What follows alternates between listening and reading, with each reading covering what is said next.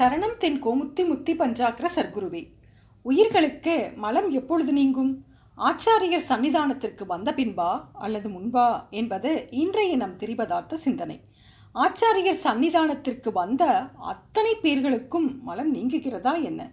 நீங்காததால் உயிர் ஆச்சாரியர் சன்னிதானத்திற்கு வந்த பின் மலம் நீங்குவது இல்லை. அப்போ ஆச்சாரியர் சன்னிதானத்திற்கு வருவதற்கு முன்பே மலம் நீங்கியதா? வருவதற்கு முன்பே நீங்கியது என்றால் ஆச்சாரியர் தேவையில்லையே. பின் உயிர்களுக்கு எப்பொழுதுதான் மலம் நீங்கும்?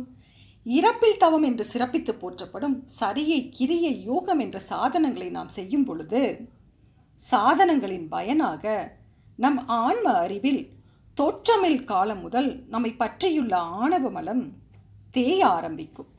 ஆணவ மலம் தேய தேய படிப்படியாக மலப்பரிபாகமும் மலப்பரிபாகத்தால் சத்தி நிபாதமும் நிகழும். அதனால் ஆன்ம அறிவில் இருவினை ஒப்பு நிகழும். ஆன்ம அறிவில் இருவினை ஒப்பு நிகழும் பொழுது அதுவரை வழிநடத்தி கொண்டு வந்த துரோதான சக்தி அருட்கருணையாய் திருவுருட்சக்தியாய் நம்மேல் பதியும். அப்போது நமக்கு தீவிரதர சத்தி நிபாதம் நிகழும். படலம் நீங்கின கண்ணுக்கு சூரியன் தெரிவது போல மலம் நீங்கின தீவிரதர சத்தி நிபாதம் அடைந்த உயிருக்கு ஆச்சாரிய மூர்த்தியாய் வந்தருளிய சிவபெருமான் சாதன ஞானத்தின் பயனாக சாத்திய ஞானத்தை தந்தருள்வார். ஆக உயிர் ஆச்சாரியர் சன்னிதானத்திற்கு வரும் முன்பே மலம் நீங்கும். திருச்சிற்றம்பலம்.